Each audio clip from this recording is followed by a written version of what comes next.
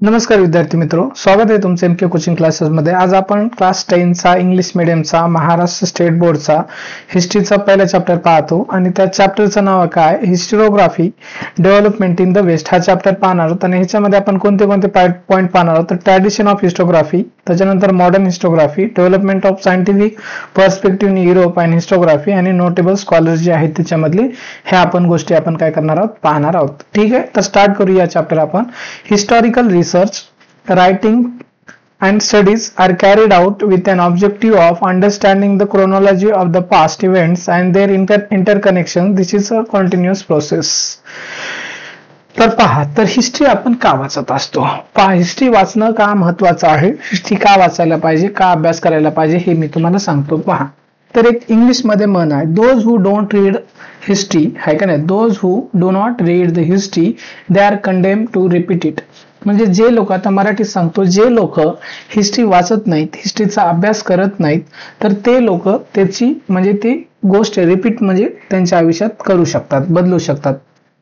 जसं की आपल्याला आता समजा आपल्यावर इंग्रजांनी राज्य केलं, कोण कोण आलं, राज्य केलं, काय नाही, आपल्याला जर आपला पास्ट माहित असेल तर भविष्यामध्ये आपल्याकडनं त्या चुका टाळल्या जाऊ शकतात। त्यासाठी हिस्ट्री वाचायचं आहे। हिस्ट्री कशासाठी? लर्न करण्यासाठी। हिस्ट्री काय करायचंय? लर्न करायचंय। काय? लेसन्स लर्न करायचंय आपल्याला। लेसन्स म्हणजे एक धडा शिकायचा आहे। आणि आपण जर आयुष्यामध्ये एखादी चूक झाली असेल, अनुभव आला असेल, तर ती चूक आपण डबल करून नमुने करायचंय। आणि आयुष्यामध्ये भरपूर साऱ्या आपल्याला चुका आपणच स्वतः करायच्या असतात का? नाही, इतरांच्या ज्या काही चुका झालेल्या आहेत, इतरांकडनं ज्या चुका झालेल्या आहेत त्या चुकांमधनं आपल्याला शिकायचं आहे। तर हिस्ट्री एक अशीच गोष्ट आहे, तर हिस्ट्रीमध्ये आपले पूर्वज असतील, त्यांनी कोणती चांगली कामं केलीत किंवा त्यांच्याकडनं कोणत्या चुका झाल्यात, काय नाही, तर त्या गोष्टी आपल्याला काय करायचंय, अंडरस्टँड करायचंय। तर पहा, हिस्टॉरिकल रिसर्च रायटिंग्स, तर हिस्टॉरिकल रिसर्च म्हणजे वेगवेगळ्या काय काय कोणी कोणी बुक्स लिहिलेले आहेत ते वाचणे किंवा काही साधन संसाधन असतील, आहे का नाही, ते शोधून काढणे। त्याच्यानंतर हे writing studies carried out with objective काय असते, अंडरस्टँडिंग क्रोनॉलॉजी। क्रोनॉलॉजी म्हणजे हा शब्द एक महत्वाचा आहे। क्रोनॉलॉजी म्हणजे काय, म्हणजे एकाच्या नंतर दुसरं काय झाले, घटनाक्रम म्हणू शकतो। क्रोनॉलॉजी म्हणजे काय, घटनाक्रम।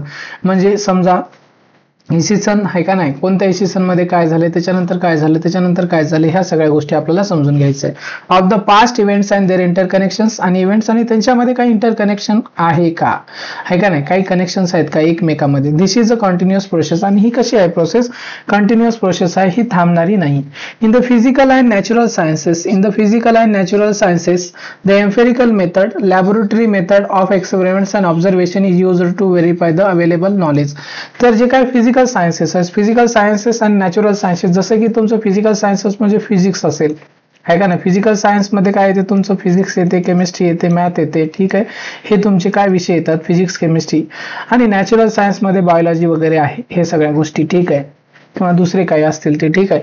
तर ह्याच्यामध्ये सरळ आपण सायन्स मध्ये म्हणू शकतो। जर सायन्स मध्ये काय आहे, तुम्ही डेटा काय आहे, जी काही गोष्ट आहे समजा, आहे का नाही, एखादी गोष्ट अशी होते तर ती आपण लॅब मध्ये त्याच्यावर काय करू शकतो, एक्सपेरिमेंट करू शकतो। काय करू शकतो आपण त्याच्यावर, काय करू शकतो, एक्सपेरिमेंट करू शकतो। म्हणजे एखादी गोष्ट आहे, का होते, का नाही, हे आपण एक्सपेरिमेंट करून ती रिपीट करू शकतो, घडून आणू शकतो।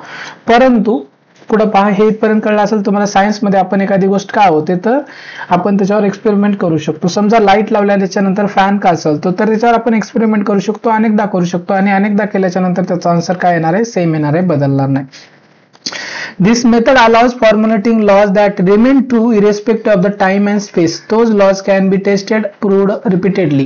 पहा, हेच सांगितलेले मी, जे तुम्हाला सांगितलेले, म्हणजे तुम्ही एखादी गोष्ट सायन्स मध्ये करता, कोणती पण गोष्ट, आहे का नाही, तर ती कशामुळे होते, काय नाही, आहे का नाही, त्याच्या मागे कारण काय, आणि ते काय, this method allows formulating laws remain true, काय आहे, रिमेन ट्रू इरेस्पेक्टिव्ह, इथं दिलेला एक महत्वाचा वर्ड, रिमेन ट्रू, काय आहे, remain true irrespective of time and space, कोणत्याही जागी गेल्या, कोणत्याही टायमामध्ये गेल्या, आता केल्या आणि 100 वर्षानंतर जर एक्सपेरिमेंट केल्या, 10 वर्षानंतर केल्या, किती वर्षानंतर जर एखादा एक्सपेरिमेंट केला तुम्ही, त्याच्यानंतर त्याचा आन्सर काय येणार आहे, सेमच आन्सर येणार आहे। आन्सर काय येणार आहे, सेम येणार आहे।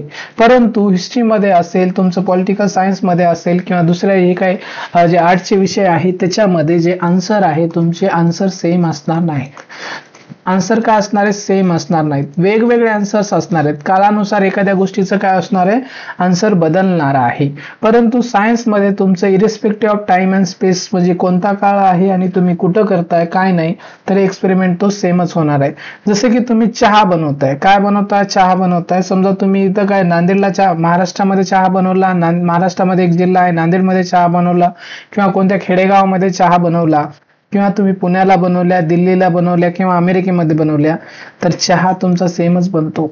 बरोबर आहे का नाही, म्हणजे कुठेही बनवला तर ह्या गोष्टी तुम्हाला कळल्या असतील. परंतु हे जे काय आहे तुमचं सायन्स मधलं काय, आन्सर फिक्स असते. सगळ्या गोष्टी आपण त्या म्हणजे किती वर्षानंतर तो प्रयोग रिपीट करू शकतो आणि त्याचा आन्सर तेच येते. परंतु हे जे काय आर्ट्सचे विषय आहेत आहे का नाही, आर्टमध्ये हिस्ट्री असेल तुमचं, ठीक आहे, हिस्ट्री असेल किंवा जॉग्राफी असेल किंवा पॉलिटिकल सायन्स असेल, सोशॉलॉजी असेल, ठीक आहे, तर ह्याच्यामध्ये तुमचं काय आहे, आन्सर्स काय होतात, बदलत असतात. ही महत्वाची गोष्ट तुम्हाला माहित करून घेणं गरजेचं आहे. ठीक आहे, पुढे पहा. त्याच्यानंतर in historical research it may not be possible to use the method of laboratory experiments and observation. This is so because we are not present in the historical time and space and the historical events can not be recreated. पहा, म्हणजे historical research, आता हे मी तुम्हाला सांगितलं की सायन्समध्ये आपण त्या गोष्टी रिपीट करू शकतो. जर एखाद्या माणसानं सांगितलेले आहे तर असं केल्यानंतर एखादी गोष्ट होते तर आपण ती लॅबमध्ये रिपीट करून ते चेक करू शकतो. बरोबर, ही गोष्ट कशामुळे होते. परंतु हिस्टॉरिकल रिसर्चमध्ये, हिस्ट्रीमध्ये समजा एक वॉर झालं, समजा वॉर झालं, कोणामध्ये वॉर झालं, समजा मुघल्स आणि मराठा एम्पायर मध्ये काय झालं, वॉर झालं. मुघल्स आणि मराठा एम्पायर मध्ये वॉर झाले. जशामध्ये आता मुघल्स आणि मराठा एम्पायर मध्ये समजा औरंगजेब असेल, ठीक आहे, आणि छत्रपती संभाजी महाराज म्हणा की छत्रपती शिवाजी महाराज म्हणा, कोणीही म्हणा, आहे का नाही. तर ह्या दोघांमध्ये समजा आपण शिवाजी महाराजांचं नाव घेऊ, मुघल्स मध्ये आणि शिवाजी महाराज, आहे का नाही, शिवाजी महाराज यांच्यामध्ये काय झालं, शिवाजी महाराज, ठीक आहे, तर ठीक आहे, महाराजचं नाव शॉर्ट मध्ये मी लिहितो महाराज, ठीक आहे, शिवाजी महाराज. म्हणजे मुघल्स आणि छत्रपती शिवाजी महाराज यांच्यामध्ये जर युद्ध झालं तर ते आपण फक्त आपल्याला कशामधनं समजून येते की जे काही रेकॉर्ड्स आहेत, हिस्टॉरिकल बुक्स आहेत, रेकॉर्ड्स आहेत, काही कुठं कोणी करून ठेवलं असेल दगडावर वगैरे, ह्या सगळ्या गोष्टीमधनं आपल्याला ह्या गोष्टी कळून येतात. परंतु आपण हे जे काही युद्ध आहे, मुघल्स मध्ये जे युद्ध झालंय औरंगजेबामध्ये आणि छत्रपती शिवाजी महाराजांमध्ये जे काही युद्ध झाले ते पुन्हा आपण घडून आणू शकतो का, आणू शकत नाही. म्हणजेच आपण फक्त काय हे म्हणजे लॅबोरेटरीमध्ये करू शकत नाही, पुन्हा घडून आणू शकत नाही, आहे का नाही. आणि this is so because we were not present in the historical time and space and the historical events can not be recreated. जे काही युद्ध झाले, काही गोष्टी झाले त्या पुन्हा आपण घडून आणू शकत नाही. Also in history it is not possible to formulate laws that remain true respect of the time and space. आणि जसं आपण सायन्समध्ये एक फिक्स लॉ बनवू शकतो आपण, जसं लाईट कशी येते तशानं त्याचा फिक्स लॉ आहे, म्हणजे लाईट कशी लागणार, आहे का नाही, इलेक्ट्रिसिटी कशी जळणार, किंवा जे काही 4 व्हीलर आहे, 2 व्हीलर आहे, त्याचं इंजिन कसं काम करणार, त्याचा फिक्स लॉ आहे, त्याच्यानुसार ते चालत असते. पण हे ह्याच्यामध्ये आर्टच्या सब्जेक्टमध्ये म्हणजे हिस्ट्रीमध्ये, also in history it is not possible to formulate laws that remain true irrespective of time and space. म्हणजे आर्टमध्ये एखादी गोष्ट आहे ती रिमेन ट्रू असेल का नाही, तर म्हणजेच काय म्हणायचं, सरळ सरळ ही वेळेनुसार, काळानुसार, गरजेनुसार त्या गोष्टी बदलत असतात. To begin we need an expert who knows the language and script of a historical document in order to read and understand its meaning. आता एखादी गोष्ट आपल्याला जर समजून घ्यायचं असेल हिस्ट्री, तर आपल्याला काय गरज आहे, एक्सपर्ट लोक, ज्या त्या विषयामध्ये expert who knows the language, म्हणजे एखादी लँग्वेज अँड स्क्रिप्ट. आता जी काही हिस्ट्री लिहिलेली जाते वेगवेगळ्या लोकांनी लिहिलेली आहे. अगोदर काय अशा प्रकारच्या प्रिंटिंग वगैरे नसायच्या, तर अगोदर काय करायचे, स्क्रिप्ट लिहायच्या. स्क्रिप्ट म्हणजे काय, स्क्रिप्ट म्हणजे इथे दिलेलं आहे बघा, स्क्रिप्ट म्हणजे काय, पेननं वगैरे लिहायचे. आणि वेगवेगळे राजे महाराजे काय करायचे, राजे महाराजे, तर जे काही स्क्रिप्ट लिहिणारे लोक आहे, म्हणजे ज्यांची हँडरायटिंग वगैरे चांगली आहे, तर त्यांना काय करायचे, एम्प्लॉय करायचे एखादी गोष्ट लिहिण्यासाठी, तर ते लोक लिहायची. मग त्यांची लँग्वेज, आणि ती वेगवेगळ्या लँग्वेजमध्ये असायची, ती लँग्वेज विषयी नॉलेज पाहिजे आणि त्या स्क्रिप्ट पण कळली पाहिजेत एखाद्या. आणि त्याच्यासाठी काय लागेल, एक्सपर्ट व्यक्ती लागेल. आपल्याला काय लागेल, एक्सपर्ट व्यक्ती लागेल of historical documents in order to read and understand its meaning. आणि त्यांना काय म्हणायचं हे समजून घेण्यासाठी आपल्याला एक्सपर्टची गरज लागेल. Also, the experts can examine the authenticity of the documents by using criteria such as lettering style, author style of writing, manufacturing date and type of paper, stamps of authority etc. तर जो काही expert व्यक्ती आहे त्या याची म्हणजे एखादी लिहिलेली गोष्ट आहे त्याची ऑथेंटिसिटी कशावरनं करणार आहे, चेक करणार आहे. Document by using criteria lettering style म्हणजे लेटर कशा प्रकारचे म्हणजे वेगवेगळ्या विशिष्ट कालावधीमध्ये वेगवेगळ्या प्रकारचे लेटर होते तर lettering style. Author style of writing आणि ऑथर कसं म्हणजे त्यावेळेसचे लेटरिंग कशा होती, कशा प्रकारे भाषा प्रचलित होती आणि ऑथर कसा लिहितोय. त्याच्यानंतर मॅन्युफॅक्चरिंग डेट, एखादं डॉक्युमेंट वगैरे बनवलं आलंय तरी कोणत्या डेटला बनवलेलं आहे. आणि टाईप ऑफ पेपर, त्यावेळेस कशा प्रकारचे पेपर अवेलेबल होते आणि कशा प्रकारच्या पेपरवर लिहिलेलं आहे. आणि stamps of authenticity authority, stamps of authority. आता तुम्ही बघितलं असेल मूवीमध्ये वगैरे कोणती गोष्ट मूवीमध्ये किंवा आता पण कोणती गव्हर्नमेंट वगैरे त्याच्यावर काय करते, स्टॅम्प लावत असते. काय लावत असते, स्टॅम्प लावत असते, शिक्का मारत असते. हे कशाचे असतात, ऑथॉरिटी, याला मोहर पण म्हणतो. तुम्ही बघितलं असेल मूवीमध्ये वगैरे एखादं लेटर किंवा एखादी काय धान्य वगैरे जात असेल एका जागून दुसऱ्या जागी त्याच्यावर तर काय लावायची, मोहर लावायची. त्यालाच म्हणतो स्टॅम्प्स ऑफ ऑथॉरिटी. म्हणजे हे धान्य असेल किंवा हे लेटर ह्या राजाने किंवा ह्या व्यक्तीने ह्या व्यक्तीसाठी पाठवलेले अशा प्रकारे असायचं. Such a document is further scrutinized by historian with the help of relevant historical references. आता एखादा डेटा एखाद्या माणसाने लिहिला असेल एखादं पुस्तक आणि ते माहिती आहे का नाही त्याच्यानंतर समकालीन म्हणजे आहे का नाही कंटेम्पररी टाइम मध्ये दुसरे पण पुस्तकं लिहिलेले असतील आणि त्याच्यामध्ये तशाच प्रकारची कमी जास्त प्रमाणामध्ये तुम्हाला काय माहिती मिळेल. त्याच्यानंतर आपण हा जो काही बॉक्स आहे म्हणजे इथं जी काही माहिती दिली आहे ते बघून घेऊ. हिस्टॉरिकल रिसर्च मेथड, तर हिस्टॉरिकल रिसर्च मेथड कोणत्या कोणत्या आहेत पहा.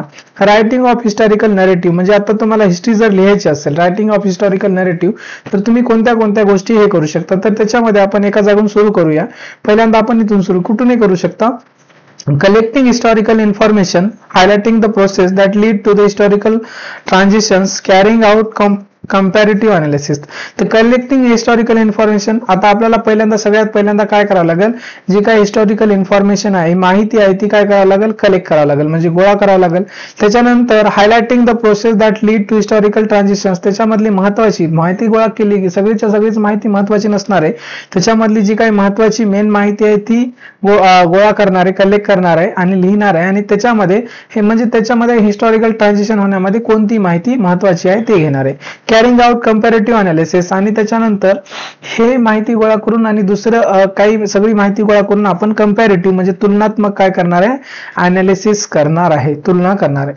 तर हे कळलं असेल तुम्हाला पॉईंट. त्याच्यानंतर next point, understanding the references regarding time and space of the given historical events and also various conceptual frameworks used in historical research and method. ठीक आहे, तर ह्या गोष्टी तुम्हाला कळायला पाहिजे. अंडरस्टँडिंग रेफरन्सेस, आता एखादी गोष्ट तुम्ही माहिती कलेक्ट केलेली आहे त्याच्यानंतर वेगवेगळे रेफरन्सेस असतात. म्हणजे समजा एक ऑथर आहे त्यांनी काय एखाद्या गोष्टीविषयी माहिती लिहिली, समजा जशी सती प्रथा आहे, सती प्रथा माहित असेल बऱ्याचशा लोकांना, मी कधीतरी सांगेल तुम्हाला सती प्रथा. ठीक आहे, सती प्रथा तर तसं सगळ्याच लोकांना माहित असेल सती प्रथा काय आहे. तुम्हाला क्लास 6 मध्ये हा सती प्रथा हा विषय 6 का 7 मध्ये सती प्रथा विषयी माहिती होती तुमच्या स्टेट बोर्ड मध्ये, तर सगळ्यांना माहित असेल. माहित नसेल तर मी तुम्हाला कधीतरी सांगेल. ठीक आहे, understanding the references regarding time and space, म्हणजे आता सती प्रथा हा इव्हेंट घेतला तर त्या इव्हेंटमध्ये वेगवेगळ्या सती प्रथाविषयी वेगवेगळ्या लोकांनी लिहिलेलं असणार आहे, तर त्या सगळ्या लोकांचं काय करणार आहे माहिती आपण समजून घेणार. अंडरस्टँडिंग रेफरन्सेस म्हणजे वेगवेगळ्या लोकांनी त्या घटनेविषयी काय काय म्हणलेलं आहे त्याला आपण रेफरन्स म्हणतो, समजून घेणे. रिगार्डिंग टाइम अँड स्पेस म्हणजे त्या टाइम मध्ये given historical events and also various conceptual frameworks used in historical research method, हे इथपर्यंत कळालं असेल. त्याच्यानंतर नेक्स्ट काय आहे पॉइंट बघा, formulating relevant questions in view of the historical references. तर काय करणे आपण रिलेव्हंट क्वेश्चन्स तयार करणे एखाद्या गोष्टी म्हणजे एखादी आपण डेटा आहे एखादी माहिती दिलेली त्याच्यासाठी काय formulating relevant questions in view of the historical references. त्याच्यानंतर फॉर्म्युलेटिंग हायपोथेसिस, एखादं काय गृहीतक बनवणे हायपोथेसिस, वेगवेगळे हायपोथेसिस म्हणजे काय, असं झालं असेल तर असं होईल, असं झालं तर असं होईल. ठीक आहे, म्हणजे अशा प्रकारचं गृहीतक धरणे, फॉर्म्युलेटिंग हायपोथेसिस. त्याच्यानंतर critically examining various sources of history, म्हणजे जे काही सोर्सेस आहेत ते बरोबर आहेत का त्याची म्हणजे क्रिटिकली पूर्ण तुलना काय क्रिटिसाइज करून सगळं आपल्याला काय करायला पाहिजे, अभ्यास करायला पाहिजे. ठीक आहे, म्हणजे कळलं असेल तुम्हाला काय म्हणायचंय ते मला, ठीक आहे. म्हणजे वेगवेगळे काय जे काही हिस्टॉरिकल लिहिलेले आहेत त्यांचं सगळ्यांचे काही रेफरन्सेस वाचवणे, हे करणे आणि क्रिटिकली एक्झामाइन करणे की ही माहिती जी दिलेली आहे ती बरोबर आहे का, ऑथेंटिक आहे का, नाहीतर कोणी मनात आलं काही लिहिलं तर असं चालत नाही, ठीक आहे. असं होऊ शकते कोणाला, एखाद्या व्यक्तीला एखादा समजा किंग आहे, का आहे, एखादा किंग आहे आणि किंग काय करेल, किंग समजा एखादा हिस्टोरियन लावला, त्याला त्याच्याविषयी काय लिहिला, हिस्टोरियन जर ठेवला की तू माझ्याविषयी काय माझं हे लिही, माझी हिस्ट्री लिही, मी काय काय कामं केले. आता ह्या किंगने एम्प्लॉय केल्यामुळे हा हिस्टोरियन किंग विषयी जर असं वाढून सोडून लिहिल तर हे आपल्याला हिस्टोरियनचा सोर्स महत्वाचा आहे का, यस ह्याचा तर सोर्स महत्वाचा आहे. परंतु ह्या किंगचे माणसाने जी माहिती लिहिली ती सोडून दुसरे काय इंडिपेंडंट जे काही ऑथर आहेत, लेखक आहेत, त्यांनी त्या किंग विषयी कशी माहिती लिहिली ही सुद्धा महत्वाची आहे. त्यालाच क्रिटिकल एक्झामिनिंग म्हणतो आपण, ठीक आहे. Examining relevant references of the available historical information, म्हणजे तेच आता सांगितलेलंच, काही रिलेव्हंट रेफरन्सेस असतील अवेलेबल हिस्टॉरिकल इन्फॉर्मेशन एखाद्या राजाविषयी, एखाद्या घटनेविषयी, एखाद्या युद्धाविषयी ते काय करणे, एक्झामाइन करणे. तिथपर्यंत कळलं असेल. त्याच्यानंतर पहा, methods of various disciplines are useful in historical research. तर वेगवेगळ्या methods of various discipline useful आहेत हिस्टॉरिकल रिसर्च साठी. तर त्या कोणत्या आहेत, फॉर एक्झाम्पल आर्किओलॉजी म्हणजे पुरातत्व शास्त्र, त्याला आर्किओलॉजी म्हणतो. जसं की तुम्हाला काय हडप्पा संस्कृती, म्हणजे हडप्पा संस्कृतीविषयी माहिती असेल, म्हणजे इंडस व्हॅली सिव्हिलायझेशन इंडस नदीवर सापडलेलं आहे. आपण जर खोदून काढल्याच्या नंतर तिथं आपल्याला घरं वगैरे सगळ्या गोष्टी दिसली तर ती माहिती महत्वाची असणार आहे, आर्किओलॉजी. त्याच्यानंतर आर्किवल सायन्स, त्याच्यानंतर मनुस्क्रिप्टोलॉजी म्हणजे मनुस्क्रिप्ट वगैरे लिहिलेल्या असायच्या, म्हणजे पेजेस असतात, त्या पेजेसवर वेगवेगळ्या एन्शियंट टाइम मध्ये लिहिलेलं आहे, ते मनुस्क्रिप्टोलॉजी. त्याच्यानंतर इपिग्राफी म्हणजे काय, स्टडी ऑफ इन्स्क्रिप्शन जे केलेले आहेत त्याचे स्टडी करणे, त्याला इपिग्राफी म्हणतो. अनालिसिस ऑफ लेटरिंग स्टाईल, वेगवेगळे लेटर लिहिलेले आहेत त्याचं अनालिसिस करणे. त्याच्यानंतर लिंग्विस्टिक्स म्हणजे भाषेविषयी माहिती करून घे. न्यूमिस्मॅटिक्स म्हणजे स्टडी ऑफ कॉइन्स, वेगवेगळे आता राजा असतील, वेगवेगळ्या काळामध्ये वेगवेगळे किंग्स होते, तर वेगवेगळ्या किंग्सने वेगवेगळे काय केले, त्यांचे कॉइन्स रिलीज केले. जसं की छत्रपती शिवाजी महाराजांनी एक राजमुद्रा रिलीज केलेली, तुम्हाला माहित असेल राजमुद्रा आहे की नाही, राजमुद्रा हे सगळ्यांनी बघितले असेल, राजमुद्रा, ठीक आहे, राजमुद्रा रिलीज केलेली हे सगळ्यांनी बघितले असेल, तुम्हाला हे माहित असेल. तर हे तुम्हाला माहित आहे. तर अशा वेगवेगळ्या राजांनी काय केलेले आहेत, वेगवेगळे असे कॉइन्स हे केलेत, तर न्यूमिस्मॅटिक स्टडी ऑफ कॉइन्स. त्याच्यानंतर जेनिओलॉजी, स्टडी ऑफ लिनियज म्हणजे वंशावळ वगैरे, त्याच्यानंतर कोणता राजा झालेला आहे, अशा सगळ्या गोष्टी काय हे करणे, स्टडी करणे. त्याच्यानंतर पुढे पहा, ट्रॅडिशन ऑफ हिस्टोग्राफी. त्याच्यानंतर काय, ट्रॅडिशन्स ऑफ हिस्टोरिओग्राफी, ठीक आहे. We have learn about the historical research method, critically examining the historical sources and writing the historical narrative. The writing of critical historical narrative is known as historiography. तर पहा, historiography म्हणजे काय विचारलं जाऊ शकतं तुम्हाला 1 मार्कासाठी. द रायटिंग पहा, वाटलं तर इथं काय करतो मी, हायलाइट करून देतो तुम्हाला, हा ठीक आहे. काय आहे द रायटिंग, एकच मिनिट, ठीक आहे. तर पहा, the writing of critical historical narrative is non as historiography, ठीक आहे. The writing of critical historical narrative is non as historiography. तर हे तुम्हाला कळलं असेल, ही माहिती तुम्हाला काय करायचं, लक्षात ठेवायची आहे. त्याच्यानंतर पुढे पहा, a scholar who write such a narrative is a historian. अशा प्रकारचा जो नरेटिव्ह लिहितो त्याला आपण हिस्टोरियन म्हणतो, ठीक आहे. हिस्टोरियन म्हणतो म्हणजे इतिहासकार म्हणतो त्याला. तर इथपर्यंत तुम्हाला कळलं असेल. त्याच्यानंतर पहा, the historian can not include every past event in his narrative. The inclusion and interpretation of historical events by the historian often depends on the conceptual framework adopted by him.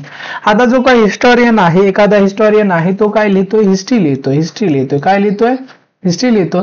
तर प्रत्येक घटना तो लिहिणार आहे का, त्याच्या पुस्तकामध्ये तो हिस्ट्री लिहायला, तर प्रत्येक घटना लिहिणार आहे का, नाही. तर तो काय करणार आहे, फक्त महत्वाच्या म्हणजे इम्पॉर्टंट गोष्टीच लिहिणार आहे, इम्पॉर्टंटच गोष्टी लिहिणार आहे. बाकीच्या गोष्टी काय करणार आहे, तो वगळून टाकणार आहे.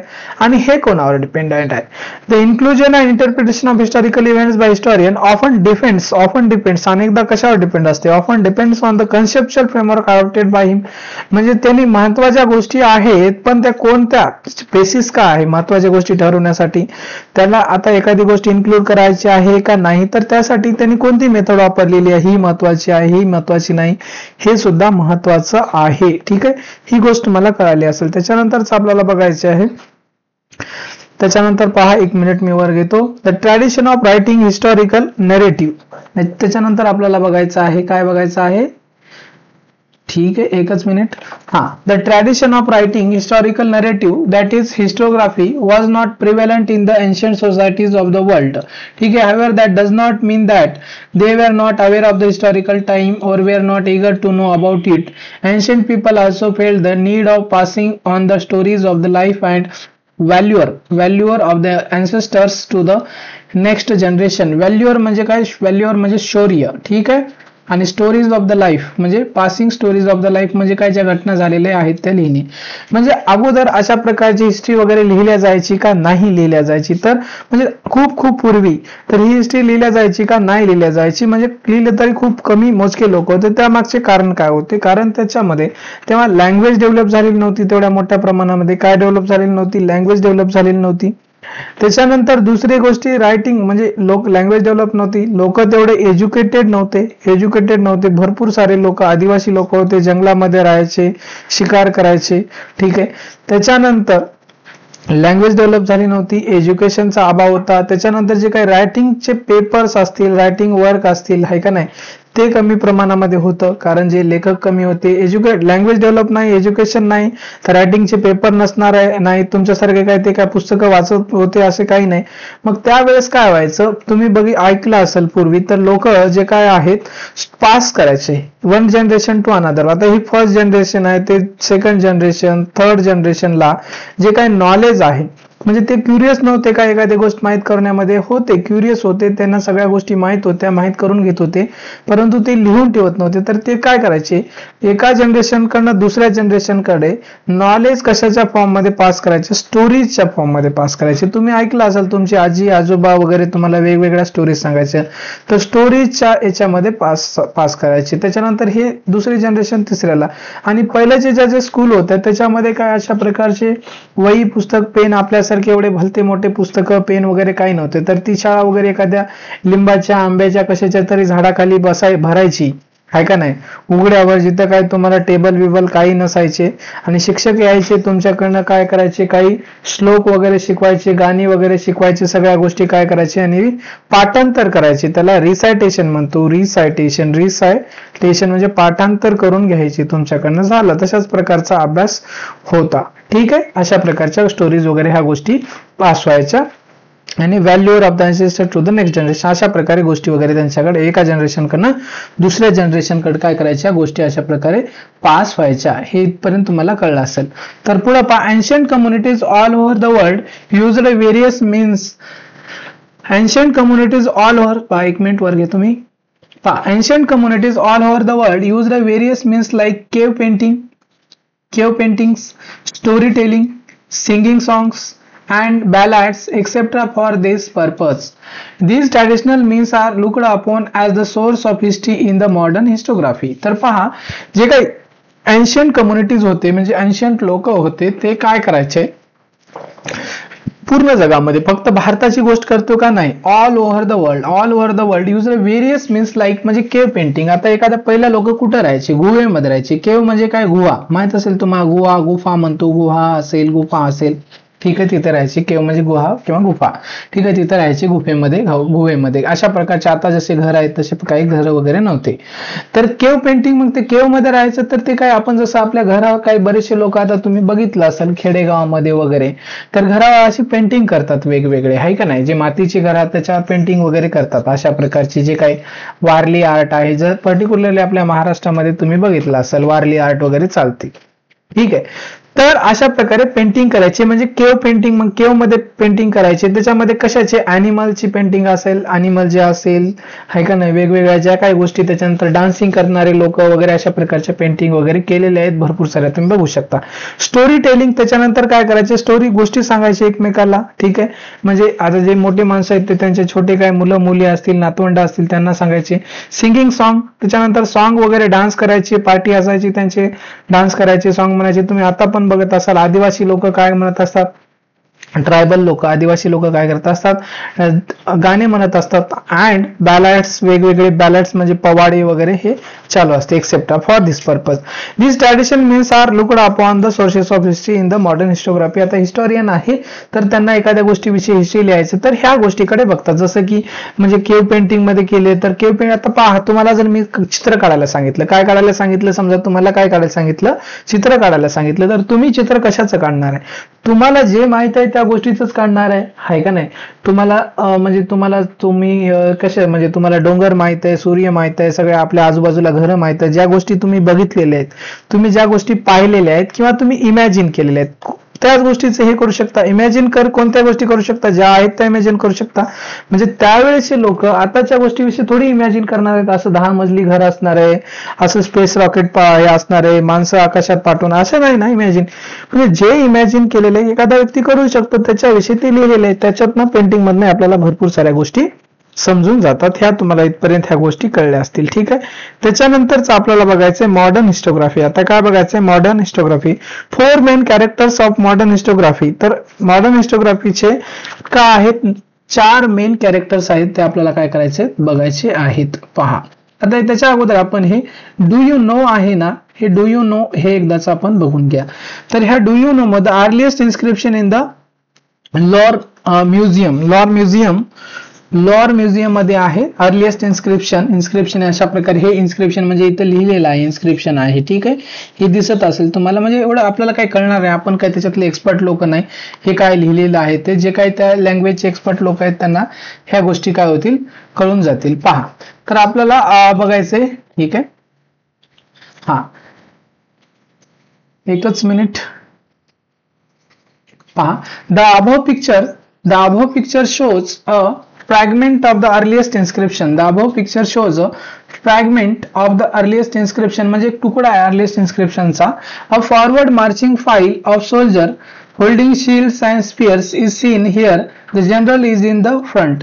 तर ह्या पिक्चर मध्ये जर तुम्ही बघितल्या, आताचा जो काही पिक्चर आहे तुम्हाला हा दिसतो, तर ह्याच्यामध्ये फॉरवर्ड मार्चिंग सोल्जर्स दिसतात तुम्हाला. हे इथं बघितलं तुम्ही, हे सोल्जर्स आहे, हा सोल्जर्स, हा सोल्जर्स, हा सोल्जर्स, हा सोल्जर्स, म्हणजे हे फॉरवर्ड मार्चिंग सोल्जर्स आहे. ठीक आहे, फॉरवर्ड म्हणजे पुढे चालणारे, म्हणजे पुढे चालणारे सोल्जर्स असतात. तर ते पुढे कशासाठी जातात, एकामागे एक कशासाठी जातात, युद्धासाठी जात असतील, कुठेतरी जात असतील. ठीक आहे. File of soldiers holding shields आहेत म्हणजे त्यांना प्रोटेक्ट करण्यासाठी, आणि स्पिअर्स म्हणजे भाले in seen here. The general is in front, आणि त्यांचा जो काही जनरल आहे त्यांचा म्हणजे म्होरक्या म्हणतो आपण जनरल, तर तो त्यांचा पुढे आहे, एकदम फ्रंटला आहे.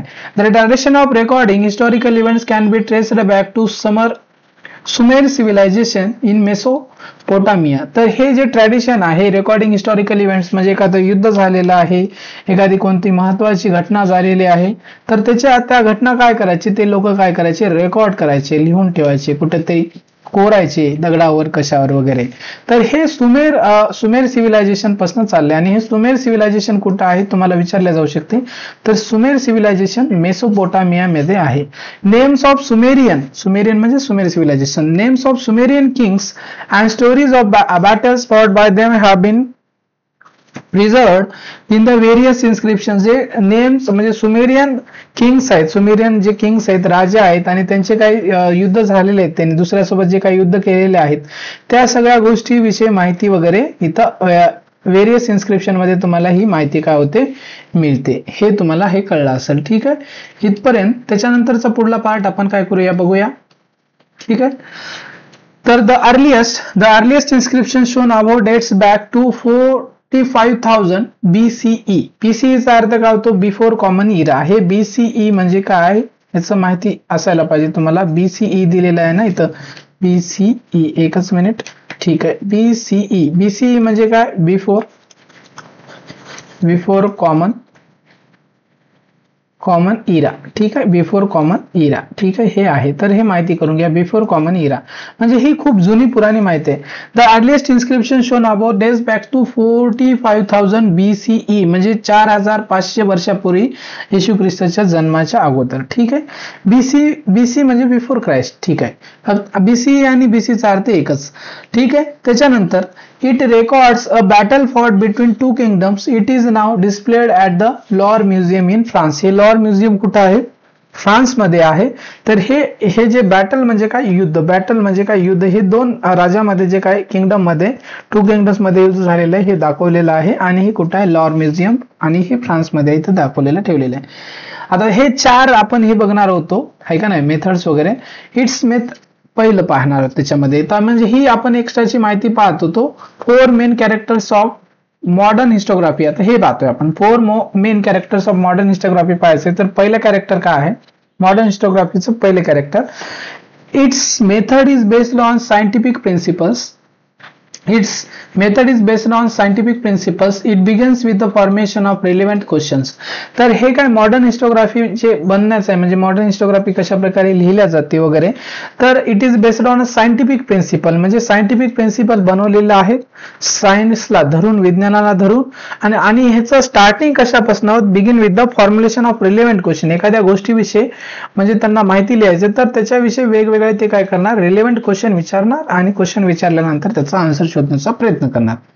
These questions are anthropocentric. Anthropocentric म्हणजे त्याच्यामध्ये anthro म्हणजे काय, मानव, ह्युमन बीइंग्स. तर ह्युमन बीइंग त्याच्यामध्ये सेंटर पॉइंट असेल. It means that this question are about the deeds of the members of ancient human societies of a particular period. म्हणजे ह्याच्यामध्ये अँथ्रोपोसेंट्रिक म्हणजे मानव ह्याच्यामध्ये काय केंद्रबिंदू असेल, म्हणजे ancient human societies of particular period, त्यावेळेसचे म्हणजे ह्युमन बीइंग्स कसे होते काय नाही त्याच्याविषयी माहिती बघणे. History does not suggest any inter relation between the divine and human deeds. Divine and human deeds. ठीक आहे, इथपर्यंत कळलं असेल तुम्हाला. म्हणजे एकच त्याच्यात लक्षात ठेवायचे.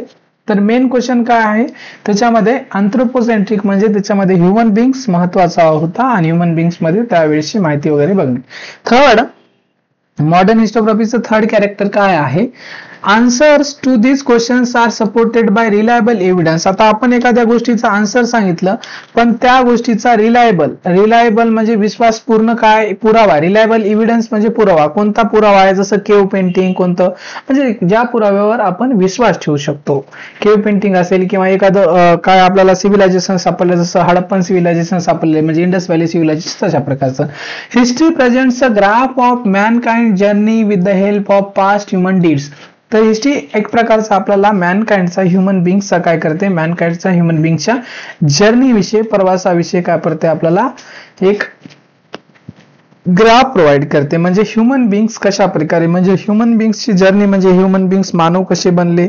जसं तुम्ही होमोसॅपियन मानव, त्याच्यानंतर तो जंगलात राहू लागला, मांस खाऊ लागला, त्याच्यानंतर तो शेती करू लागला, शेती केल्याच्या नंतर प्रगल्भ होत गेला, त्याच्यानंतर आता कशा प्रकारे मानव बदललेला आहे. आणि आता माणसामध्ये कंटिन्युअस का आहे, प्रोग्रेस, प्रगती होतच आहे वेगवेगळ्या प्रकारे. तुम्ही बघतच आहात, तुम्हाला सगळ्यांना ह्या माहितीच आहेत. तर हे मॉडर्न हिस्टोग्राफीचे आपण 4 कॅरेक्टरिस्टिक्स बघितलेले आहेत. आता त्याच्यानंतरचं आपल्याला बघायचं. It is sed that the modern historiography with above characteristics has its roots in ancient Greek historical writings. ठीक आहे, it is said that modern historiography with above characteristics has its roots. कुठं भेटतील तुम्हाला याचे roots, ancient Greek historical writings. Ancient Greek historical writings मध्ये मिळतील तुम्हाला. History is originally Greek term. तर आता हे पण माहिती महत्वाची, तुम्हाला हे लक्षात ठेवायचं. History is originally a Greek term. आता हिस्ट्री हा जो शब्द आहे ओरिजिनली हा ग्रीक शब्द आहे. कोणता आहे, ग्रीक टर्म. त्याच्यामध्ये बघा हेरोडोटस, ही महत्वाची माहिती आहे. हेरोडोटस हा व्यक्ती खूप महत्वाचा आहे, परीक्षेमध्ये त्याच्यावर हमखास प्रश्न, खूप वेळेस प्रश्न आलेला आहे. Herodotus the Greek historian of the 5th century BC used it first for his book entitled the histories. तर तुम्हाला असा प्रश्न येऊ शकतो. तर हेरोडोटस नावाचा व्यक्ती आहे, हेरोडोटस. ठीक आहे, तर ह्या व्यक्तीने कोणतं बुक लिहिलेलं आहे विचारलं जाते. तर ह्याचं बुक आहे द हिस्टोरीज ही बुक आहे, हे लक्षात ठेवायचं तुम्हाला. तर हेरोडोटसनं द हिस्टोरीज ही बुक लिहिलेलं आहे, इथं दिलेलं आहे त्यांनी, हे अंडरलाईन करत आहे मी. तुम्हाला ही एवढी माहिती लक्षात ठेवायची आहे. आता त्याच्यानंतर आपल्याला काय माहिती बघायचंय पहा.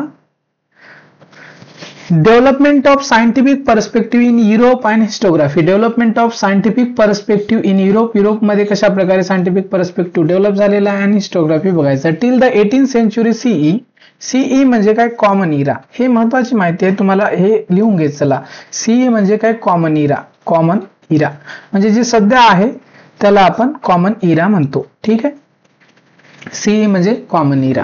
तर till the 18th century CE Europe had achieved a remarkable progress in the fields of philosophy and science. Till the 18th century. 18th century म्हणजे 18व्या शतकापर्यंत. 18व्या शतकापर्यंत टिल द 18th century युरोपमध्ये रिमार्केबल प्रोग्रेस झाली. कशामध्ये, फिलॉसॉफी मध्ये आणि science या फील्डमध्ये भरपूर सारे, म्हणजे फिलॉसॉफी मध्ये भरपूर सारे तुम्हाला फिलॉसॉफर्स भेटून जातील. अरिस्टॉटल भेटेल, त्याला अरस्तू पण म्हणतात, अरिस्टॉटल असेल, त्याच्यानंतर भरपूर सारे, अरिस्टॉटल एक फेमस आहे, आणि त्याच्यानंतर कंटेम्पररी असे तुम्हाला भरपूर सारे काय फिलॉसॉफर्स भेटून जातील. त्याच्यानंतर सायन्स मध्ये पण वेगवेगळे काय झालेले आहेत, तुम्हाला सायन्स मध्ये पण वेगवेगळ्या प्रकारचे शोध संशोधन वगैरे झालेले आहेत. Scholars by then had come to believe in the possibility of studying the social and historical truths by applying scientific methods. तर स्कॉलर्सनी काय केलेले आहेत, तर स्टडी करायला सुरू केले सोशल अँड हिस्टॉरिकल ट्रूथ्स, आणि त्या कशा प्रकारे सायंटिफिक मेथडच्या माध्यमातून त्या स्टडी करायला सुरू केलेत. कशा प्रकारे, सायंटिफिक मेथडच्या माध्यमातून. नाव the philosophical discussions focus more and more on the objectivity in history and historiography. म्हणजे ऑब्जेक्टिव्हिटीवर त्यांनी काय केलेलं आहे, फोकस केलेला आहे, ऑब्जेक्टिव्हिटी. Prior to the 18th century, all European universities were interested only in the philosophical discourses revolving around divine phenomena. म्हणजे divine phenomena आणि philosophical discourses याच्याविषयी, divine म्हणजे जादू, टोना, अशा त्या गोष्टीविषयी. म्हणजे 18th centuryच्या अगोदर युरोपियन युनिव्हर्सिटीमध्ये हे जादू, टोना म्हणजे अशा सगळ्या गोष्टी असे आहे का ना, डिवाइन पॉवर, देव वगैरे, असं तसं, देव दानव वगैरे आहे का नाही, म्हणजे गॉड आहे का नाही, गॉड, त्याच्यानंतर इविल, डेविल, ठीक आहे, ह्या गोष्टीविषयी स्टडी करायचे. परंतु 18th centuryच्या नंतर हेच काय झालेलं आहे, सायंटिफिक ऑब्जेक्टिव्हवर त्यांचं काय झालेलं आहे, फोकस झालेलं आहे. पुढे पहा. However, gradually this scenario began to change. In 1737 CE, the Göttingen University, तर नाव आहे का युनिव्हर्सिटीचं, Göttingen University was founded in Germany. This university for the first time had an independent department of history. Later, other German universities also become centres of historical studies. तर हे पण महत्वाचं आहे. ही गोटिंजन university तर underline केलेलं आहे. कुठं आहे, ही जर्मनीमध्ये आहे. ही महत्वाची माहिती आहे. कुठं आहे, तर ही गोटिंजन युनिव्हर्सिटी ही जर्मनीमध्ये आहे. कुठं आहे, तर ही गोटिंजन युनिव्हर्सिटी तुमची जर्मनीमध्ये. This university as the first time, म्हणजे पहिल्यांदा हॅड इंडिपेंडंट एक हिस्ट्रीचं काय त्यांनी केलेलं आहे, डिपार्टमेंट ऑफ हिस्ट्री बनवलेलं आहे. Independent department of history. Later other German universities also become centres of historical studies. हे तुम्हाला इतकी माहिती कळाली असेल. आता याच्यानंतर, आता इथपर्यंत थोडासा किचकटचा पार्ट होता, याच्यानंतरचा पार्ट थोडासा सोपा आहे. त्याच्यानंतर आपल्याला काय करायचं, नोटेबल स्कॉलर्स. याच्यामध्ये काय जे काही नोटेबल स्कॉलर्स असतील, महत्वपूर्ण स्कॉलर्स असतील, त्याच्याविषयी आपल्याला काय करायचे, माहिती बघायची आहे. The contributions of many scholars are important in the development of historiography. Let us have a look at the contributions of the few notable scholars. जे काही म्हणजे स्कॉलर्सचं जे काही हिस्ट्रीमध्ये योगदान हे खूप महत्वाचं आहे. त्याच्यापैकी जे काही महत्वाचे जे काही स्कॉलर्स आहेत त्याच्याविषयी आपल्याला काय करायचे, माहिती बघायची आहे. ठीक आहे, तर पाहूया आपण. तर ह्याच्यामध्ये सगळ्यात महत्वाचा जो काही स्कॉलर आहे तो तुमचा काय आहे, रेने डेकार्ड्स. पहा इथं दिलेलं आहे त्यांनी नाव, पहा इथं दिसत असेल तुम्हाला. एकच मिनिट. ठीक आहे,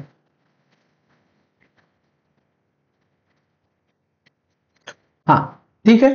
तर हा बा एकच मिनिट, पेन घेतो मी. हा चला, पेन आलेली आहे. रेने डेकार्ड्स नाव काय आहे त्याचं, रेने डेकार्ड्स. हे स्कॉलरचं नाव आहे, Rene Descartes. Rene Descartes was the foremost. हे वाचायचं कसं पहा, रेने डेकार्ड्स. ठीक आहे. 1596 आणि 1650 म्हणजे याचा जन्म कधी झालेला आहे, 1596 मध्ये झालेला आणि 1650 मध्ये त्याचा मृत्यू झालेला आहे. दिसत नसलं तर पाय मिटवतो मी. ठीक आहे, इथपर्यंत कळलं असेल. Rene Descartes was the foremost among scholars who insisted on verifying the reliability of historical documents by critically examining them. तर critically examine करायला त्यांनी काय केलेलं, फोर्स केलेला आहे. फोर्स केले म्हणजे इन्सिस्ट केले म्हणू शकतो. फोर्स करण्यापेक्षा आपण काय करू शकतो, इन्सिस्ट. इथे दिलेल्या वर्ड त्याने इन्सिस्टेड म्हणजे जास्त भर दिलेला आहे. का आहे तर क्रिटिकली एक्झामाइन करायचंय. कोणती गोष्ट तुम्हाला काय केलेलं त्यांनी, एखादा डेटा आहे, कोणती गोष्ट आहे, तर त्याला काय करायचंय, क्रिटिकली एक्झामाइन करायचंय. Among the rules given by him in his book, तर हे महत्वाची गोष्ट आहे. काय महत्वाची गोष्ट आहे, त्यांनी जो काय डेटा दिलेला आहे, ठीक आहे, पहा एकच मिनिट, माझा पेनचा कर्सर दिसत नाही, तो मी हे करतो. ठीक आहे, आता पहा. तर among the rules given by him in his book, तर त्याचं एक बुक आहे, रेने डेकार्डचं बुक आहे. आता ह्याच्यामध्ये तुम्हाला कोण्या आहे का नाही, हिस्टॉरियननं कोणतं बुक लिहिलेलं आहे हे महत्वाचं आहे. ह्याच्यावर तुम्हाला हमखास प्रश्न येतो, म्हणजे परीक्षेमध्ये येतो. ते रेने डेकार्डचं एक बुक आहे, तर त्याचं नाव काय, डिस्कोर्स ऑन द मेथड. तर काय आहे, डिस्कोर्स ऑन द मेथड ही बुक आहे. कोणाचं, रेने डेकार्डचं आहे. The following is supposed to have a great impact on the scientific method of research. Never to accept anything for true till all grounds of doubts are excluded. तर तो करायचं म्हणजे त्याच्यामध्ये त्याने एक मेथड वापरलेली आहे. तर ह्याचं महत्वाचं योगदान आहे. काय आहे, never to accept anything for true till all grounds of doubt are excluded. म्हणजे एखादी गोष्ट आपल्याला घटना सत्य मानायची आहे, ट्रू मानायची आहे, तर त्याच्याविषयी आपल्याला जे काय डाऊट्स आहे, एखादी घटना असेल, जे डाऊट्स आहे त्याच्याविषयी डाऊट्स बनवायचे, सगळे डाऊट्स जे डाऊट्स, आणि वन बाय वन तो डाऊट क्लिअर करायचा. हा डाऊट क्लिअर केला, मग हे बाकीचे राहिले, हा क्लिअर केला, हा क्लिअर केला, हा क्लिअर केला. म्हणजे हे जर सगळे डाऊट्स क्लिअर झाले, ह्याची सगळे डाऊट्स क्लिअर झाले, तर मग ती घटना ऑटोमॅटिकली काय आहे, ट्रू आहे. ठीक आहे, चला त्याच्यानंतर आता हे रेने डेकार्ड्स विषयी माहिती कळली असेल, तर तुम्हाला रेने डेकार्ड विषयी काय माहिती लक्षात ठेवायची होती, फक्त रेने डेकार्ड विषयी हे तुम्हाला त्याचं बुक लक्षात ठेवायचंय. आणि त्याने काय, never to accept anything for true till all the grounds of are excluded. कोणतीही गोष्ट सत्य मानायची नाही तोपर्यंत ज्या गोष्टीविषयी ज्या काही शंका असू शकतात, निर्माण होऊ शकतात, त्या सगळ्या शंका काय होत नाहीत, जोपर्यंत दूर होत नाहीत तोपर्यंत त्या पूर्ण होत नाही, तोपर्यंत एखादी गोष्ट आपण सत्य मानायची नाही, असं कोण सांगितलेलं आहे, तुम्हाला रेने डेकार्डनं सांगितलेलं आहे. ठीक आहे, आता त्याच्यानंतर रेने डेकार्डच्या नंतर आपला महत्वपूर्ण जो काही सायंटिस्ट येतोय, तो महत्वपूर्ण सायंटिस्ट कोण आहे, तर वोल्टेअर आहे. कोण आहे, आपला वोल्टेअर नावाचा काय आहे, सायंटिस्ट आहे. वोल्टेअरचा टाइम पिरियड काय, 1694 टू 1778. वोल्टेअरचा टाइम पिरियड आहे 1694 टू 1778.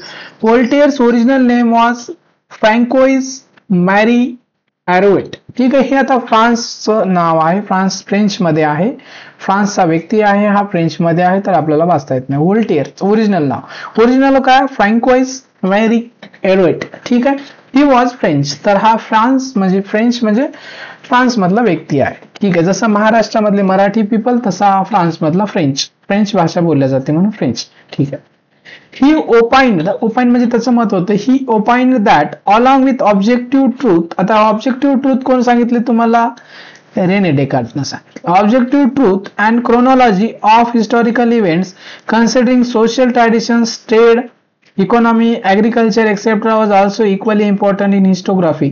रेने डेकार्डनं काय सांगितलं तुम्हाला, ऑब्जेक्टिव्हिटी का ना, ऑब्जेक्टिव्ह ट्रूथ अँड क्रोनॉलॉजी. तर ह्या गोष्टी सोबतच हिस्टॉरिकल इव्हेंट्स म्हणजे त्या कालावधीमध्ये हिस्टॉरिकल काय घटना झालेल्या आहेत. कन्सिडरिंग सोशल ट्रॅडिशन्स, त्यावेळेस सोशल ट्रॅडिशन्स म्हणजे काय प्रथा परंपरा होता, हे पण महत्वाचं आहे. ट्रेड, त्याच्यानंतर कशा प्रकारचा ट्रेड होता, इकॉनॉमी कशी होती, ऍग्रिकल्चर कशा प्रकारे डेव्हलपमेंट झालं होते, ह्या सगळ्या गोष्टीवर, भरपूर साऱ्या गोष्टीवर त्यांनी काय केलेलं आहे, व्होल्टेअरनं भर दिलेला आहे. इथं व्होल्टेअरचा तुम्हाला फोटो पण दिसत आहे. ठीक आहे, तुम्हाला ही गोष्ट कळली असेल. त्याच्यानंतर आपल्याला बघायचं आहे. ठीक आहे, पुढे पहा, एक मिनिट, मी याला काय करतो, थोडस काय करतो, खाली घेतो, त्याच्यामुळे तुम्हाला थोडस व्यवस्थित दिसेल पण. ठीक आहे, एकच मिनिट. हा,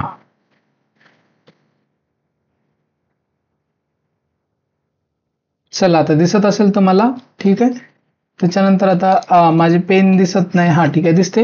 it gave rise to the thought that understanding all aspects of human life is important for history writing. तर ह्याच्यामुळं, ह्या व्होल्टेअरमुळं म्हणजे व्होल्टेअरनं त्या काळामध्ये काय ज्या कंटेम्पररी घटना घडलेल्या आहेत, ट्रॅडिशन्स काय होत्या, हाय का नाही, social traditions, agriculture, trade, economy, सगळ्या गोष्टीवर हे केलेल्या आहेत. त्याच्यामुळं म्हणजे it give rise to the thought that understanding all aspect of human all aspects of human life is important for writing history. History लिहिण्यासाठी म्हणजे काय जे ह्युमन बिंग्स आहेत त्यांच्या आयुष्यातले म्हणजे काय जे काही महत्वाच्या सगळ्याच गोष्टी म्हणजे काय ॲग्रिकल्चर कोणता व्यवसाय करतात, शेती करतात की काय करतात, ट्रेड कशा प्रकारे चालू आहे, कोणत्या प्रकारचे ट्रॅडिशन्स आहेत, त्या सगळ्या गोष्टीविषयी अभ्यास करणं महत्वाचं झालेलं आहे.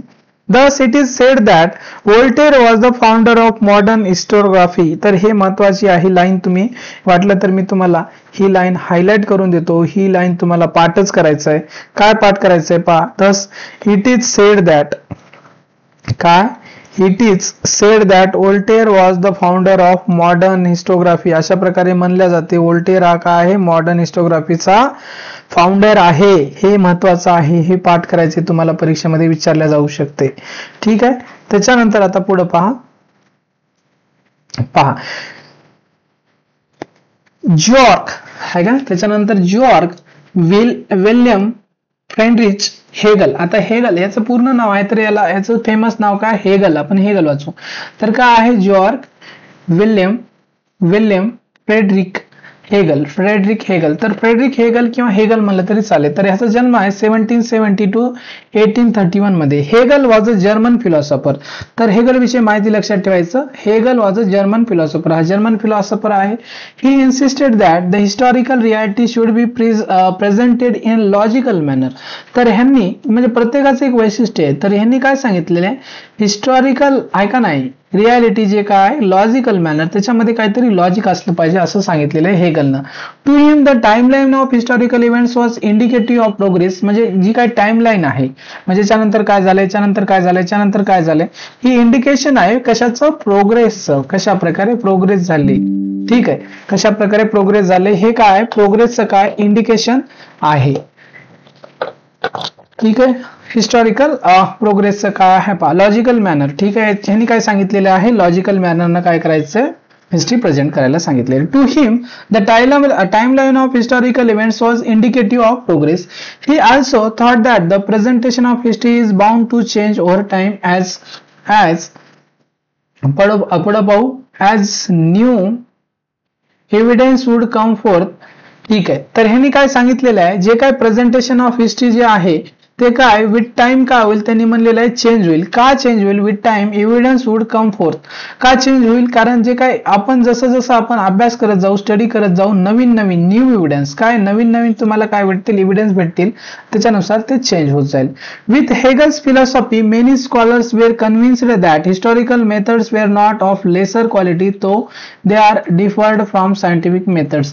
म्हणजे ह्या हेगलच्या व्ह्यूनुसार जे काही हे काय स्कॉलर्स आहेत त्यांनी म्हणजे जे काही हिस्ट्री मधले स्कॉलर्स आहेत, हिस्टॉरिकल मेथड जे काही आहेत ते काय सायंटिफिक मेथड पेक्षा कमी नाहीत असं त्यांनी सांगितलेलं आहे. इथपर्यंत कळलं असेल तुम्हाला. तर हे हेगलचा इथं फोटो दिलेला आहे, अगोदर वर पाहून घ्या. आता मी वर घेत नाहीये. ठीक आहे. The collection of his lectures and articles is published in a book entitled Encyclopaedia of Philosophical Sciences. तर हे पाठ करायचंय तुम्हाला. तर हेगलचं काय जे काय म्हणणं होतं, लॉजिकल मॅनरनं काय करायला पाहिजे, डेटा पब्लिश करायला पाहिजे. ठीक आहे. त्याच्यानंतर नवीन डेटा आला तर चेंज होते. तर ह्यांनी the collection of his lectures, आता त्यांनी स्वतः लिहिलेलं आहे का नाही, हे लेक्चर्स आहेत आणि त्याचे आर्टिकल्स. आता आर्टिकल्स म्हणजे जे पेपरमध्ये काही लेख लिहिलेले आहेत, लेक्चर्स आणि articles is published in a book entitled Encyclopaedia of Philosophical Sciences. हे त्याच्यामध्ये पब्लिश केलेले एक बुक बनवलेलं आहे याच्या लेक्चर्स आणि आर्टिकल्स. हिज बुक दुसरं एक बुक आहे reason in history is well non. त्याच्यानंतर दुसरं एक बुक आहे, त्याचे दोन बुक लक्षात ठेवायचं. Reason in history is well non, हे एक गोष्ट तुम्हाला काय करायचं लक्षात ठेवायचं आहे. ठीक आहे. तर हे इथपर्यंत कळलं असेल. It is good to know this. आता it is good to know this हे बघायचं. According to Hegel grasping the meaning of any event happens in terms of two direct opposites. Human mind cannot understand the true nature of that event without understanding the opposites. For examples, true false. म्हणजे इथं Hegel अशा प्रकारची एक theory देतोय. Human बिंग्स एखाद्या गोष्टीविषयी म्हणजे एखादी गोष्ट चांगली आहे कधीपर्यंत समजून घेत नाही, त्या गोष्टीची अपोजिट. म्हणजे एखादी आता समजा जसं ट्रू आहे, एखादी घटना ट्रू आहे, जोपर्यंत आपण एखादी घटना ट्रू समजून घेत नाही म्हणजे कळत नाही आपल्याला, जोपर्यंत ती फाल्स या गोष्टीचं फाल्स माहित नाही तोपर्यंत. ठीक आहे. म्हणजे अपोजिट मध्ये समजून म्हणजे अपोजिट गोष्टी आपल्याला समजायला पाहिजे. कळलं असेल मला काय म्हणायचंय. म्हणजे एखादी गोष्ट घटना जोपर्यंत आपल्याला गुड म्हणजे चांगली घटना आहे ती कळत नाही, जोपर्यंत त्या गोष्टीची बॅड घटना कळत नाही, एक्सेप्ट्रा. जसं ट्रू कळत नाही जोपर्यंत फाल्स कळत नाही तोपर्यंत ट्रू कळत नाही, जोपर्यंत गुड बॅड कळत नाही तोपर्यंत गुड कळत नाही, etcetera. In order to understand the true nature of a thing one needs to know both true and false. Similarly good and bad. एखादी गोष्टीविषयी आपल्याला आहे का नाही अंडरस्टँड द ट्रू नेचर, एखाद्या घटनेविषयी म्हणजे ट्रू नेचर जर समजून घ्यायचं असेल तर त्याच्याविषयी दोन्ही घटना म्हणजे गोष्टी माहित पाहिजे, ट्रू आणि फॉल्स. ठीक आहे. सिमिलरली गुड अँड बॅड ह्या गोष्टी माहित करणं हे महत्वाचं. This method of analysis which is based on opposites, he methods काय अपोजिट्स म्हणजे ट्रू असेल ट्रूचा अपोजिट फॉल्स, गुडचा अपोजिट बॅड, हे अपोजिटचे मेथड नोन ॲज डायलेक्टिक्स. तर ह्या मेथडला त्यांनी दिलेलं आहे डायलेक्टिक्स. तर ही डायलेक्टिक्सची मेथड कोण दिलेली आहे? नोन ॲज डायलेक्टिक्स म्हणजे एक प्रकारचं संभाषण, हे हेगलनं सांगितलं. Non as dialectics. In this method a theory is proposed at the beginning which is called thesis. पहिल्यांदा आपण ही थेअरी काय करतो? प्रपोज करतो आणि त्याला बिगिनिंग मध्ये आपण काय म्हणतो? Thesis. Then another theory is proposed which is contrary to the thesis. म्हणजे आपण एक थेअरी म्हणजे हे केलेले आहे, काय केलेले आहे? ठेवलेली आहे. म्हणजे आपण एखादी गोष्ट कशा प्रकारे बनते ही थेअरी ठेवलेली आहे. जसं की फॉर एक्झाम्पल मी काय सांगितलेले आहे थेअरी, काही कशाविषयी तुम्हाला सांगितलेले आहे. तर काय आहे? समजा मी कोणत्याही गोष्टीविषयी, समजा गॉड एक्झिस्ट करतो का नाही या गोष्टीविषयी, मी गॉड एक्झिस्ट करतो म्हणून अशा गोष्टीविषयी थेअरी ठेवलेली आहे मी. अशा प्रकारे भरपूर. आता ही कॉन्ट्राव्हर्शियल इश्यू होईल पण मी तुम्हाला आता हा आठवला म्हणून सांगतोय. तर ह्याच्याविषयी गोष्टी ठेवलेल्या आहे कारण हिस्ट्रीमध्ये असेच एक्झाम्पल घ्यावे लागतील. तर आपण भरपूर सारे एव्हिडन्स दिलेले आहे. ह्याला आपण थिसिस म्हणतो. गॉड एक्झिस्ट करतो म्हणून मला प्रूव्ह करायचं तर मी thesis. Then another theory is proposed which is contrary to thesis. आता हे गॉड एक्झिस्ट करतो आपण ही अशी ट्रू म्हणून एक थेअरी दिलेली आहे. तर याच्या अपोजिट मध्ये काय आहे आपल्याला थेअरी द्यायचं. मग गॉड नॉट एक्झिस्ट आहे का नाही, एक्झिस्ट करत नाही गॉड म्हणून मी एक थेअरी देणार दुसरी आहे का नाही. ह्याच्या अपोजिट त्याला म्हणतो, त्याला काय म्हणतो आपण हे कळलं त्याला thesis. Then another theory proposal which is contrary to thesis it is called antithesis. तर जी काय ही थिसिस असेल तर हे अँटीथिसिस. अँटी म्हणजे त्याच्या उलट. After a thorough logical discussion of both the new thesis is proposed which includes the gist of both thesis and. ठीक आहे. मग पहिल्यांदा मी काय थेअरी ठेवलेली की गॉड एक्झिस्ट करतो, गॉड आहे. त्याच्यानंतर थेअरी ठेवलेली आहे त्याच्या अपोजिट मध्ये गॉड एक्झिस्ट करत नाही, गॉड नाही. आणि ह्या दोघांचं कन्क्लुजन काढून हे करून आपण एक नवीन थेअरी काय करतो? ठेवत असतो, पुट करत असतो. ठीक आहे. हे अशा प्रकारे ह्या दोन्हीचं कन्क्लुजन काढून एक आपण त्याची काय बनवतो? जिस्ट बनवत असतो. ठीक आहे. Thesis and the antithesis. This process of arriving at the new thesis is called synthesis. अशा प्रकारचं म्हणजे तुम्ही थिसिस काय करता? थिसिस ठेवता म्हणजे एखादी गोष्ट एक्झिस्ट करते. त्याच्यानंतर अँटीथिसिस ठेवता, अँटीथिसिस ठेवता म्हणजे एखादी गोष्ट एक्झिस्ट करत नाही. आणि ह्या दोघांपासून काय करता? एक तुम्ही जिस्ट बनवता, एक कन्क्लुजन बनवता आणि त्याला तुम्ही नाव दिलेले आहे सिंथिसिस. काय दिलेलं आहे? सिंथिसिस नाव दिलेलं आहे. अशा प्रकारे हे तुम्हाला कळालं असेल. ठीक आहे. त्याच्यानंतरचा पार्ट आता आपला नेक्स्ट कोण आहे पहा. तर हे आहे तर लिओपोल्ड ओन रँके हा व्यक्ती आहे. तर आपण काय करू, हा जो काही आहे म्हणजे हा व्यक्ती आणि याच्यानंतरचा जो काही पुढला पार्ट आहे तर आपण काय करू नेक्स्ट लेक्चर मध्ये बघूया. कारण ह्या लेक्चर मध्ये जर आपण ह्या सगळ्या गोष्टी घेतलं तर आपलं लेक्चर खूप मोठं होईल. तर आजच्या लेक्चर मध्ये आपण इथंच थांबूया आणि याच्यानंतरच्या नेक्स्ट लेक्चर मध्ये आपण हा जो काही चॅप्टर आहे तो संपून टाकूया. ठीक आहे.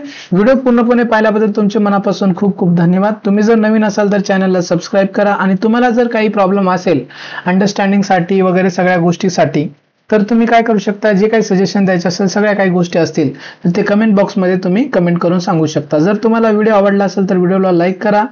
ठीक आहे. आणि कमेंट बॉक्समध्ये नक्की कमेंट करा कसा वाटला व्हिडिओ ह्याविषयी. ठीक आहे. थँक्यू.